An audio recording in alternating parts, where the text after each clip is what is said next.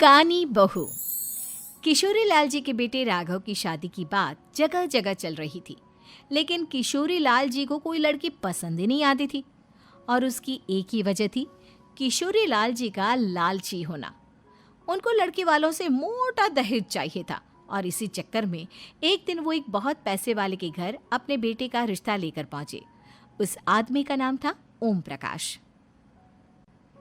देखिए किशोरी लाल जी, मेरी एक ही बेटी है और मेरी सारी संपत्ति जायदाद सब कुछ मेरी बेटी नैना का ही है। पापा, नाम से लगता है बहुत खूबसूरत होगी। कितना अच्छा नाम है ना, नैना। ओ, वैसे बात तो सही है आपकी। अब इतना पैसा है, जमीन जायदाद है, इकलौती बेटी, आप भी क्या करेंगे? सब कुछ उसे ही देंगे ना। बिल्कुल ठीक पहचाना आपने। बस बेटी की शादी और सारी जायदाद उसके नाम। पापा, बिना देखे हाँ कर दीजिए ना। इतना अच्छा रिश्ता फिर कहाँ मिलेगा? माला माल हो जाएंगे हम। मैं अपनी बेटी को बुलाता हूँ। अरे नहीं नहीं नहीं नहीं, आपकी बेटी का नाम नैना है, सुनकर ही लगता है बहुत सुंदर होगी। रहने दीजिए अंकल, मैं तो आपकी बेटी के नाम से ही इतना खुश हो गया हूँ कि उसे बिना देखे शादी करने को तैयार हूँ। अब तो मैं उसका चेहरा सीधे शादी के बाद ही देखूंगा। और इस तरह राघव नैना का चेहरा नहीं देखता और उससे शादी कर लेता है। शादी के बाद अपनी सुहाग रात पर जब राघव नैना का घूंघट उठाकर देखता है तो नैना की आंखें बंद थी। कितनी खूबसूरत हो तुम नैना, जरा अपनी आंखें खोलकर मेरी तरफ देखो तो सही। नहीं, मुझे शर्म आती है। अरे, मैंने तुम्हें शादी से पहले भी नहीं देखा, और अब अगर तुम आंखें खोलकर मुझे देखोगी भी नहीं तो मुझे अच्छा कैसे लगेगा? इससे पहले कि नैना अपनी आंखें खोलकर राघव की तरफ देखती, अचानक से लाइट चली गई और राघव नैना को पूरी तरह से देख भी नहीं पाया। अगली सुबह नैना राघव के लिए नाश्ता बनाकर लेकर आई। अरे ये क्या, आधा पराठा सेका हुआ है और आधा बिल्कुल कच्चा। ये तुमने क्या किया नैना? बहू, तुमने क्या आधा पराठा तवे से नीचे लटका कर रखा था, जो आधा सिका है और आधा कच्चा? मुझे जितना दिखेगा उतना ही तो सीखूंगी ना पापा जी। जहाँ जहाँ मुझे नजर आ रहा था वहाँ मैंने सीख लिया, जहाँ जहाँ नहीं दिखा वहाँ कच्चा रह गया होगा। इसका क्या मतलब है? ये कैसा मजाक कर रही है तुम? अरे बहू, तुमने इतना लंबा घूंघट क्यों लगाया हुआ है? देखो, हमारे घर में बहुओं को बेटी की तरह रखा जाता है, और फिर तुम तो इतना सारा माल लेकर आई हो। देखो, ये घूंघट डालकर रखने की कोई ज़रूरत नहीं है। हाँ नैना, पापा जी ठीक कह रहे हैं, तुम तो आराम से रहो, अपना ही घर समझो। नैना अचानक से अपना घूंघट उठा लेती है। अरे ये क्या पापा, नैना की तो एक आंख फूटी हुई है। नाम से नैना, लेकिन ये तो कानी बहू निकली। मेरे साथ धोखा हुआ है, धोखा। बिना दिखाए अपनी कहानी लड़की मेरे संग ब्याह दी। मुझे कहानी भी नहीं चाहिए। मुझे अभी ओम प्रकाश जी से बात करनी पड़ेगी।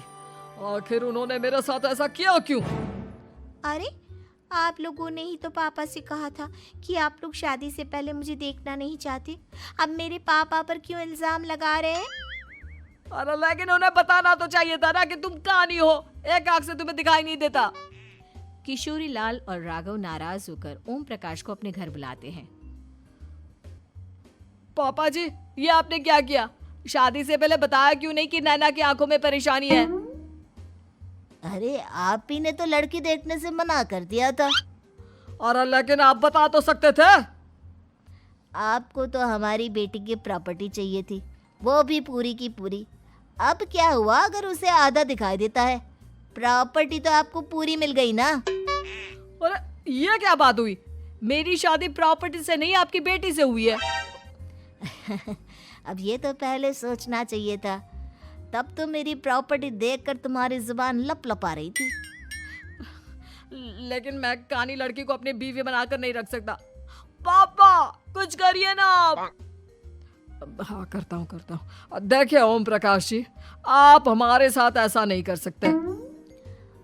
और तुम देखो, अगर तुमने मेरी बेटी से शादी तोड़ी ना, तो जो भी प्रॉपर्टी मैंने तुम्हें दी है वो तो पूरी की पूरी वापस ले ही लूँगा, और आधी प्रॉपर्टी तुम्हारी भी लूँगा। अरे मेरी आधी प्रॉपर्टी भला क्यों लेंगे आप? इसलिए क्योंकि मेरी बेटी को आधा नज़र आता है और उसकी नज़र अभी तक तुम्हारी आधी जायदाद पर ही पड़ी है। अब तुम उसे घर से निकालोगे तो कुछ तो लेकर जाएगी ना। और अगर हम आपकी बेटी को अपने घर की बहू बना कर रखे तो? तो तुम्हारी पूरी प्रॉपर्टी तुम्हारी ही रहेगी, और जो मैंने तुम्हें दिया है ना, उसमें से बस मैं आधा लेकर जाऊंगा। अरे लेकिन अब आप अपनी दी हुई प्रॉपर्टी में से आधी वापस क्यों लेकर जाएंगे? अगर मैं आपकी बेटी को अपनी पत्नी बनाकर रखने को तैयार हूं तो? इसलिए ताकि भविष्य में अगर तुम मेरी बेटी को धोखा दो तो उसके पास कुछ तो रहे जो पति का हो। वैसे मेरे पास तो बहुत कुछ है, लेकिन अपने पति की कोई निशानी तो उसके पास होनी चाहिए ना।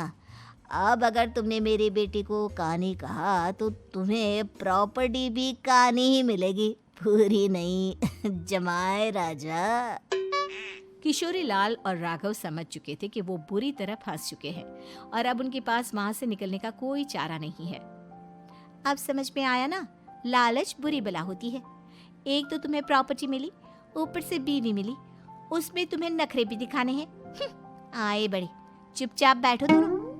कुछ दिनों के बाद नैना राघव की कार लेकर बाजार घूमने निकलती है और जब कार लेकर वापस आती है, ये क्या? एक तरफ से मेरी गाड़ी पूरी खराब हो चुकी है।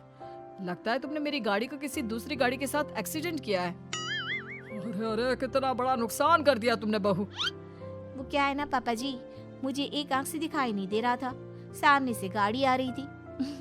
मुझे तो सिर्फ आधा ही दिखाई दिया और वो गाड़ी मेरी कार से रगड़ते हुए निकल गई। अब मैं क्या करूं बताओ? आप इसे ठीक कराने के पैसे कौन देगा? तुम्हारे पापा? तुमने मुझसे इस तरह से बात की? अभी रुको। नैना राघव की शिकायत ओम प्रकाश को कर देती है। देखो राघव, अब जो मेरी आधी प्रॉपर्टी तुम्हारे पास थी ना, उसमें से आधी और मैं लेकर जाऊंगा, क्योंकि तुमने मेरी बेटी को डांटा। अरे नहीं नहीं पापा जी, गलती हो गई, माफ कर दो। गलती की तो कोई गुंजाइश ही नहीं।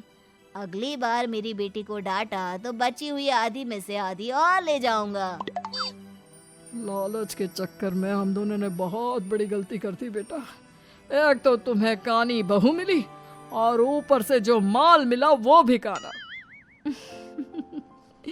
इस तरह राघव की हर एक गलती पर ओम प्रकाश उसकी प्रॉपर्टी का आधा आधा हिस्सा लेकर अपना सारा माल वापस ले गया और राघव को कानी बीवी से काम चलाना पड़ा। भाई लालच वाकई में बुरी बला है।